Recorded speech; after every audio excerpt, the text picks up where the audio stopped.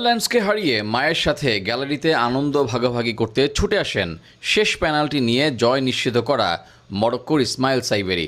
মাকে জড়িয়ে কান্নায় ভেঙে পড়েনি ফুটবলার, কারণটাও স্বাভাবিক। এই সাইবেরির ছিল না বড় মঞ্চে খেলার কোনো অভিজ্ঞতা, তবে গ্রুপ পর্বের সবগুলো ম্যাচে গোল করে নেদারল্যান্ডসের মতো দলের বিপক্ষে নার্ভ ধরে রেখে শেষ পেনাল্টি নিতে আসা ও জয় নিশ্চিত করা চারটিখানেক কথা ছিল না।